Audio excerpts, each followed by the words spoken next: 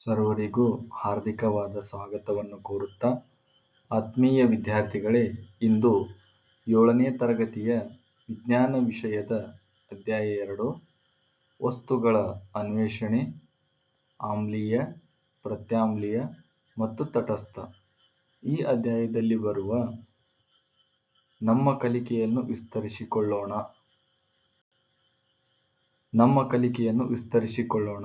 ಪ್ರಶ್ನೋತ್ತರಗಳನ್ನು ಸಂಪೂರ್ಣವಾಗಿ ತಿಳಿದುಕೊಳ್ಳೋಣ.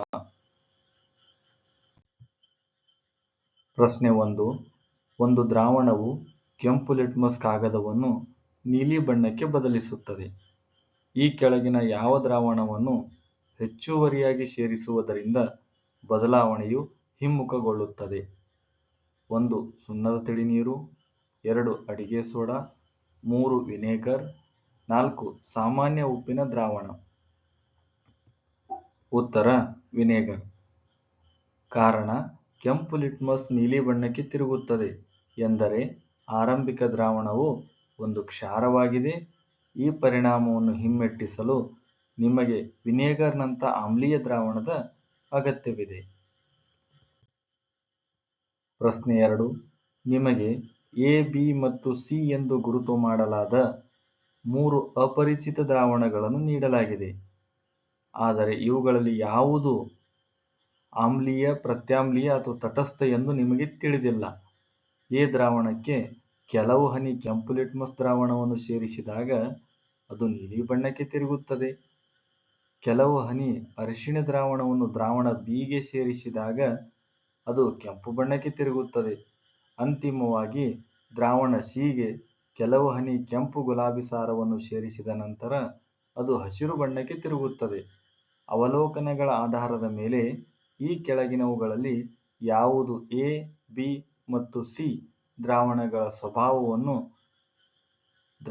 ಸ್ವಭಾವದ ಸರಿಯಾದ ಅನುಕ್ರಮಣಿಕೆಯಾಗಿದೆ? ವಿಚಾರಣೆ 1. ಆಮ್ಲೀಯ, ಆಮ್ಲೀಯ ಮತ್ತು ಆಮ್ಲೀಯ. 2. ತಟಸ್ಥ, ಪ್ರತ್ಯಾಮ್ಲೀಯ ಮತ್ತು ಪ್ರತ್ಯಾಮ್ಲೀಯ. 3. ಪ್ರತ್ಯಾಮ್ಲೀಯ, ಪ್ರತ್ಯಾಮ್ಲೀಯ ಮತ್ತು ಆಮ್ಲೀಯ. 4. ಪ್ರತ್ಯಾಮ್ಲೀಯ, ಪ್ರತ್ಯಾಮ್ಲೀಯ ಮತ್ತು ಪ್ರತ್ಯಾಮ್ಲೀಯ. ಉತ್ತರ ಪ್ರತ್ಯಾಮ್ಲೀಯ, ಪ್ರತ್ಯಾಮ್ಲೀಯ ಮತ್ತು ಪ್ರತ್ಯಾಮ್ಲೀಯ. ಎ ದ್ರಾವಣಕ್ಕೆ ಕೆಲವು ಹನಿ ಕೆಂಪು ಲಿಟ್ಮಸ್ ದ್ರಾವಣವನ್ನು ಸೇರಿಸಿದಾಗ ಅದು ನೀಲಿ ಬಣ್ಣಕ್ಕೆ ತಿರುಗುತ್ತದೆ. ಅದು ಪ್ರತ್ಯಾಮ್ಲೀಯ.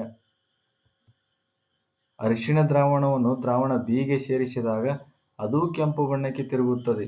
ಇದು ಪ್ರತ್ಯಾಮ್ಲೀಯ. ದ್ರಾವಣ ಸಿಗೆ ಕೆಲವು ಹನಿ ಕೆಂಪು ಗುಲಾಬಿ ಸಾರವನ್ನು ಸೇರಿಸಿದ ನಂತರ ಅದು ಹಸಿರು ಬಣ್ಣಕ್ಕೆ ತಿರುಗುತ್ತದೆ. ಇದು ಪ್ರತ್ಯಾಮ್ಲೀಯ. ಪ್ರಶ್ನೆ 3. ಚಿತ್ರ 2.13, 2.14 ಮತ್ತು 2.15ಗಳನ್ನು ಗಮನಿಸಿ ಮತ್ತು ವಿಶ್ಲೇಷಿಸಿ. ಇದರಲ್ಲಿ ಗುಲಾಬಿ ಹೂವಿನ ಸಾರದ ಕಾಗದದ ಪಟ್ಟಿಗಳನ್ನು ಬಳಸಲಾಗಿದೆ. ಪ್ರತಿಯೊಂದು ಪಾತ್ರೆಯಲ್ಲಿರುವ ದ್ರಾವಣಗಳ ಸ್ವಭಾವವನ್ನು ಗುರುತಿಸಿ. ಗುಲಾಬಿ ಹೂವಿನ ಸಾರದ ಕಾಗದದ ಪಟ್ಟಿ ಆಮ್ಲದಲ್ಲಿ ಕೆಂಪು ಬಣ್ಣಕ್ಕೆ ತಿರುಗುತ್ತದೆ, ಪ್ರತ್ಯಾಮ್ಲದಲ್ಲಿ ನೀಲಿ ಬಣ್ಣಕ್ಕೆ ತಿರುಗುತ್ತದೆ. ಚಿತ್ರ 2.13 ಗುಲಾಬಿ ಹೂವಿನ ಸಾರದ ಕಾಗದದ ಪಟ್ಟಿ ನೀಲಿ ಬಣ್ಣಕ್ಕೆ ಬದಲಾಗಿದೆ. ಇದು ಪ್ರತ್ಯಾಮ್ಲ ದ್ರಾವಣವಾಗಿದೆ. ಚಿತ್ರ 2.14 ಗುಲಾಬಿ ಹೂವಿನ ಸಾರದ ಕಾಗದದ ಪಟ್ಟಿ ಬಣ್ಣ ಬದಲಾಗಿಲ್ಲ. ಇದು ತಟಸ್ಥ ದ್ರಾವಣವಾಗಿದೆ. ಚಿತ್ರ 2.15 ಗುಲಾಬಿ ಹೂವಿನ ಸಾರದ ಕಾಗದದ ಪಟ್ಟಿ ಕೆಂಪು ಬಣ್ಣಕ್ಕೆ ಬದಲಾಗಿದೆ. ಇದು ಆಮ್ಲೀಯ ದ್ರಾವಣವಾಗಿದೆ. ಪ್ರಶ್ನೆ 4. ಪ್ರಯೋಗಾಲಯದಲ್ಲಿ ಒಂದು ದ್ರವದ ಮಾದರಿಯನ್ನು ವಿವಿಧ ಸೂಚಕಗಳನ್ನು ಬಳಸಿಕೊಂಡು ಪರೀಕ್ಷಿಸಲಾಯಿತು. ದ್ರವದ ಆಮ್ಲೀಯ ಅಥವಾ ಪ್ರತ್ಯಾಮ್ಲೀಯ ಸ್ವಭಾವವನ್ನು ಈ ಚಟುವಟಿಕೆಯ ಆಧಾರದ ಮೇಲೆ ಗುರುತಿಸಿ ಮತ್ತು ನಿಮ್ಮ ಉತ್ತರವನ್ನು ಸಮರ್ಥಿಸಿ. ಸೂಚಕ ಬದಲಾವಣೆ: ಕೆಂಪು ಲಿಟ್ಮಸ್ ಕಾಗದ ಯಾವುದೇ ಬದಲಾವಣೆ ಇಲ್ಲ. ನೀಲಿ ಲಿಟ್ಮಸ್ ಕಾಗದ ಕೆಂಪು ಬಣ್ಣಕ್ಕೆ ಬದಲಾಯಿತು. ಅರಿಶಿಣ ಬಣ್ಣದಲ್ಲಿ ಯಾವುದೇ ಬದಲಾವಣೆ ಇಲ್ಲ. ಕೊಟ್ಟಿರುವ ದ್ರವ ಮಾದರಿ ಆಮ್ಲೀಯ ಸ್ವಭಾವವನ್ನು ಹೊಂದಿದೆ. ಇದು ಕೆಂಪು ಲಿಟ್ಮಸ್ ಕಾಗದದಲ್ಲಿ ಯಾವುದೇ ಬದಲಾವಣೆಯನ್ನು ಉಂಟು ಮಾಡುವುದಿಲ್ಲ.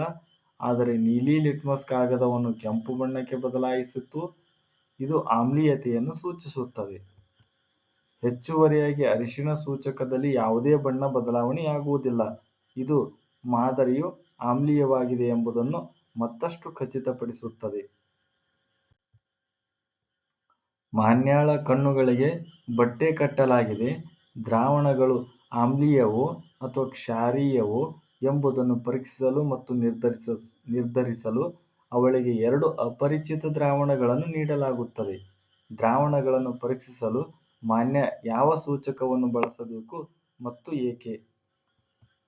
ದ್ರಾವಣಗಳನ್ನು ಪರೀಕ್ಷಿಸಲು ಮಾನ್ಯಾಳು ವಾಸನಾ ಸೂಚಕಗಳನ್ನು ಅಥವಾ ಘ್ರಾಣ ಸೂಚಕಗಳನ್ನು ಬಳಸಬೇಕು, ಏಕೆಂದರೆ ಈ ಸೂಚಕಗಳು ಆಮ್ಲೀಯ ಅಥವಾ ಪ್ರತ್ಯಾಮ್ಲೀಯ ಪರಿಸರದಲ್ಲಿ ತಮ್ಮ ವಾಸನೆಯನ್ನು ಬದಲಾಯಿಸುತ್ತವೆ. ಉದಾಹರಣೆಗೆ, ಈರುಳ್ಳಿಯಂಥ ಪದಾರ್ಥಗಳು ಪ್ರತ್ಯಾಮ್ಲೀಯ ದ್ರಾವಣದಲ್ಲಿ ತೀವ್ರವಾದ ವಾಸನೆಯನ್ನು ಮತ್ತು ಆಮ್ಲೀಯ ದ್ರಾವಣದಲ್ಲಿ ಮಂದವಾದ ಅಥವಾ ಕಡಿಮೆ ವಾಸನೆಯನ್ನು ನೀಡುತ್ತವೆ. ಬಿಳಿ ಹಾಳೆಯ ಮೇಲೆ ಅಧ್ಯಾಯದ ಆರಂಭದಲ್ಲಿ ನೀಡಲಾಗಿದೆ. ಸಂದೇಶವನ್ನು ಬರೆಯಲು ಬಳಸಬಹುದಾದ ವಿವಿಧ ವಸ್ತುಗಳನ್ನು ಮತ್ತು ಸಿಂಪಡಿಸುವ ಶೀಶೆಯಲ್ಲಿ ಏನಿರಬಹುದು ಎಂಬುದನ್ನು ನೀವು ಸೂಚಿಸಬಹುದೇ? ವಿವಿಧ ಸಂಭಾವ್ಯ ಸಂಯೋಜನೆಗಳು ಮತ್ತು ಬರವಣಿಗೆಯ ಬಣ್ಣವನ್ನು ಪಟ್ಟಿ ಮಾಡಿ.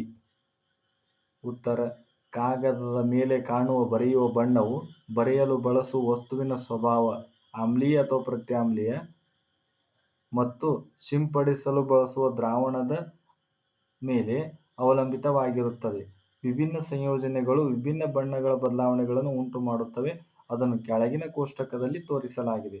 ಬರವಣಿಗೆಯ ವಸ್ತುಗಳು, ಸಿಂಪಡಿಸುವ ದ್ರಾವಣ, ಕಾಗದದ ಮೇಲೆ ಬರವಣಿಗೆಯ ಬಣ್ಣ, ನಿಂಬೆ ರಸ, ನೀಲಿ ಲಿಟ್ಮಸ್ ದ್ರಾವಣ, ಕೆಂಪು ಬಣ್ಣ, ಅಡಿಗೆ ಸೋಡಾ ದ್ರಾವಣ, ಕೆಂಪು ಲಿಟ್ಮಸ್ ದ್ರಾವಣ, ನೀಲಿ ಬಣ್ಣ, ಅಡಿಗೆ ಸೋಡಾ ದ್ರಾವಣ, ಗುಲಾಬಿ ರಸ, ಹಸಿರು, ವಿನೆಗರ್, ಗುಲಾಬಿ ರಸ, ಕೆಂಪು, ಸೋಪ್ ದ್ರಾವಣ, ಅರಿಶಿಣ ದ್ರಾವಣ, ಕೆಂಪು, ನೆಲ್ಲಿಕಾಯಿ ರಸ ಅಥವಾ ಆಮ್ಲ, ನೇರಳೆ ಹಣ್ಣಿನ ರಸ, ಗುಲಾಬಿ, ಸುಣ್ಣದ ನೀರು, ನೇರಳೆ ಹಣ್ಣಿನ ರಸ, ನೇರಳೆ, ದ್ರಾಕ್ಷಿ ರಸ, ಬೀಟ್ರೂಟ್ ರಸ, ಕೆಂಪು, ಬಟ್ಟೆ ಒಗೆಯುವ ಪುಡಿಯ ದ್ರಾವಣ, ಬೀಟ್ರೂಟ್ ರಸ, ನೀಲಿ, ಹುಣಸೆಹಣ್ಣಿನ ನೀರು, ಕೆಂಪು ದಾಸವಾಳದ ರಸ, ಗುಲಾಬಿ, ಸಾಬೂನು ದ್ರಾವಣ, ಕೆಂಪು ದಾಸವಾಳದ ರಸ, ಹಸಿರು. ಪ್ರಶ್ನೆ 7. ದ್ರಾಕ್ಷಿ ರಸವನ್ನು ಕೆಂಪು ಗುಲಾಬಿ ಸಾರದೊಂದಿಗೆ ಬೆರೆಸಲಾಗಿದೆ. ಈ ಮಿಶ್ರಣವು ಕೆಂಪು ಬಣ್ಣದ ಛಾಯೆಯನ್ನು ಪಡೆಯಿತು. ಈ ಮಿಶ್ರಣಕ್ಕೆ ಅಡುಗೆ ಸೋಡಾವನ್ನು ಸೇರಿಸಿದರೆ ಏನಾಗುತ್ತದೆ? ನಿಮ್ಮ ಉತ್ತರವನ್ನು ಸಮರ್ಥಿಸಿ. ಕ್ಷಾರೀಯವಾಗಿರುವ ಅಡುಗೆ ಸೋಡಾವನ್ನು ದ್ರಾಕ್ಷಿ ರಸ ಮತ್ತು ಕೆಂಪು ಗುಲಾಬಿ ದಳದ ಸಾರವನ್ನೊಳಗೊಂಡ ಮಿಶ್ರಣಕ್ಕೆ ಸೇರಿಸಿದಾಗ ಅದು ಮಿಶ್ರಣದ ಪ್ರತ್ಯಾಮ್ಲೀಯ ಗುಣವನ್ನು ಹೆಚ್ಚಿಸುತ್ತದೆ. ಪ್ರತ್ಯಾಮ್ಲೀಯ ಮಾಧ್ಯಮದಲ್ಲಿ ಕೆಂಪು ಗುಲಾಬಿ ಸಾರವು ತನ್ನ ಬಣ್ಣವನ್ನು ಹಸಿರು ಬಣ್ಣಕ್ಕೆ ಬದಲಾಯಿಸುತ್ತದೆ. ಆದ್ದರಿಂದ ಅಡಿಗೆ ಸೋಡಾ ಸೇರಿಸಿದ ನಂತರ ಮಿಶ್ರಣವು ಹಸಿರು ಬಣ್ಣಕ್ಕೆ ತಿರುಗುತ್ತದೆ.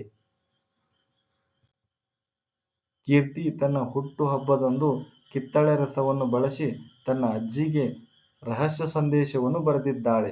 ಸಂದೇಶವನ್ನು ಬಹಿರಂಗಪಡಿಸಲು ನೀವು ಅವಳ ಅಜ್ಜಿಗೆ ಸಹಾಯ ಮಾಡಬಹುದೇ?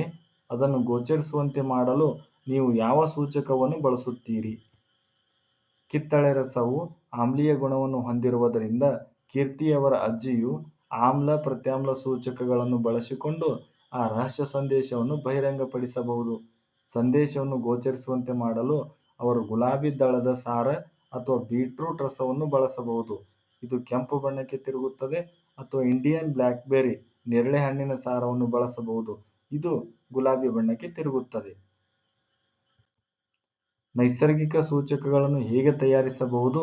ಒಂದು ಉದಾಹರಣೆಯೊಂದಿಗೆ ವಿವರಿಸಿ. ಆಮ್ಲೀಯ ಅಥವಾ ಪ್ರತ್ಯಾಮ್ಲೀಯ ಸ್ಥಿತಿಯಲ್ಲಿ ಬಣ್ಣ ಬದಲಾಯಿಸುವ ವರ್ಣದ್ರವ್ಯಗಳನ್ನು ಹೊಂದಿರುವ ಸಸ್ಯಕ ವಸ್ತುಗಳಿಂದ ನೈಸರ್ಗಿಕ ಸೂಚಕಗಳನ್ನು ತಯಾರಿಸಬಹುದು. ಉದಾಹರಣೆಗೆ, ಕೆಂಪು ಗುಲಾಬಿ ದ್ರಾವಣದ ಸಾರವನ್ನು ಈ ಕೆಳಗಿನಂತೆ ತಯಾರಿಸಬಹುದು. ತಾಜಾ ಗುಲಾಬಿ ದಳವನ್ನು ತೊಳೆದು ನುಜ್ಜು ನುಜ್ಜು ಮಾಡಿ ಅವುಗಳನ್ನು ಗಾಜಿನ ಲೋಟದಲ್ಲಿ ಹಾಕಿ ಬಿಸಿನೀರನ್ನು ಸುರಿಯಿರಿ. ಮಿಶ್ರಣವನ್ನು 5 ರಿಂದ 10 ನಿಮಿಷಗಳ ಕಾಲ ಬಿಟ್ಟು ನಂತರ ಅದನ್ನು ಸೋಸಿಕೊಳ್ಳಿ. ಪಡೆದ ದ್ರವವು ನೈಸರ್ಗಿಕ ಸೂಚಕವಾಗಿ ಕಾರ್ಯನಿರ್ವಹಿಸುತ್ತವೆ. ಇದು ಆಮ್ಲೀಯ ದ್ರಾವಣಗಳಲ್ಲಿ ಕೆಂಪು ಬಣ್ಣಕ್ಕೆ ಮತ್ತು ಪ್ರತ್ಯಾಮ್ಲೀಯ ದ್ರಾವಣಗಳಲ್ಲಿ ಹಸಿರು ಬಣ್ಣಕ್ಕೆ ತಿರುಗುತ್ತವೆ. ನಿಮಗೆ 3 ದ್ರವಗಳನ್ನು ನೀಡಲಾಗುತ್ತದೆ. ಒಂದು ವಿನೆಗರ್, ಇನ್ನೊಂದು ಅಡುಗೆ ಸೋಡಾ ದ್ರಾವಣ ಮತ್ತು ಮೂರನೆಯದು ಸಕ್ಕರೆ ದ್ರಾವಣ. ಅರಿಶಿಣ ಕಾಗದವನ್ನು ಮಾತ್ರ ಬಳಸಿ ನೀವು ಅವುಗಳನ್ನು ಗುರುತಿಸಬಹುದೇ? ವಿವರಿಸಿ. ಪ್ರತ್ಯಾಮ್ಲೀಯ ದ್ರಾವಣವನ್ನು ಪತ್ತೆಹಚ್ಚಲು ಅರಿಶಿಣ ಕಾಗದವನ್ನು ಬಳಸಬಹುದು, ಆದರೆ ಇದು ಆಮ್ಲೀಯ ಮತ್ತು ತಟಸ್ಥ ದ್ರಾವಣಗಳ ನಡುವೆ ವ್ಯತ್ಯಾಸವನ್ನು ಗುರುತಿಸಲು ಸಾಧ್ಯವಿಲ್ಲ. ಪ್ರತ್ಯಾಮ್ಲೀಯವಾಗಿರುವ ಅಡುಗೆ ಸೋಡಾ ದ್ರಾವಣವನ್ನು ಪರೀಕ್ಷಿಸಿದಾಗ ಅರಿಶಿಣ ಕಾಗದವು ಹಳದಿ ಬಣ್ಣದಿಂದ ಕೆಂಪು ಬಣ್ಣಕ್ಕೆ ಬದಲಾಗುತ್ತದೆ. ಆದರೆ ವಿನೆಗರ್ ಆಮ್ಲೀಯ ಮತ್ತು ಸಕ್ಕರೆ ದ್ರಾವಣ ತಟಸ್ಥ ಯಾವುದೇ ಬಣ್ಣದ ಬದಲಾವಣೆಯನ್ನು ಉಂಟು ಮಾಡುವುದಿಲ್ಲ ಮತ್ತು ಕಾಗದವು ಹಳದಿ ಬಣ್ಣದಲ್ಲೇ ಇರುತ್ತದೆ. ಆದ್ದರಿಂದ ಪ್ರತ್ಯಾಮ್ಲೀಯ ದ್ರಾವಣಗಳನ್ನು ಗುರುತಿಸಲು ಮಾತ್ರ ಅರಿಶಿಣ ಕಾಗದವು ಉಪಯುಕ್ತವಾಗಿದೆ. ಪ್ರಶ್ನೆ 11. ಕೆಂಪು ಗುಲಾಬಿಯ ಸಾರವು ದ್ರವ X ಅನ್ನು ಹಸಿರು ಬಣ್ಣಕ್ಕೆ ಬದಲಿಸುತ್ತದೆ. X ದ್ರವದ ಸ್ವಭಾವವೇನು? ದ್ರವ X ಗೆ ಹೆಚ್ಚುವರಿಯಾಗಿ ನೆಲ್ಲಿ ರಸವನ್ನು ಸೇರಿಸಿದಾಗ ಏನಾಗುತ್ತದೆ? ಕೆಂಪು ಗುಲಾಬಿ ದ್ರಾವಣವು ದ್ರವ X ನ ಬಣ್ಣವನ್ನು ಹಸಿರಾಗಿ ಬದಲಾಯಿಸಿದರೆ ದ್ರವ X ಪ್ರತ್ಯಾಮ್ಲೀಯ ಸ್ವಭಾವವನ್ನು ಹೊಂದಿದೆ ಎಂದು ತೋರಿಸುತ್ತದೆ. ಕೆಂಪು ಗುಲಾಬಿ ದ್ರಾವಣವು ಆಮ್ಲೀಯ ದ್ರಾವಣಗಳಲ್ಲಿ ಕೆಂಪು ಬಣ್ಣಕ್ಕೆ ಮತ್ತು ಪ್ರತ್ಯಾಮ್ಲೀಯ ದ್ರಾವಣಗಳಲ್ಲಿ ಹಸಿರು ಬಣ್ಣಕ್ಕೆ ತಿರುಗುವ ಮೂಲಕ ಸೂಚಕವಾಗಿ ಕಾರ್ಯನಿರ್ವಹಿಸುತ್ತದೆ.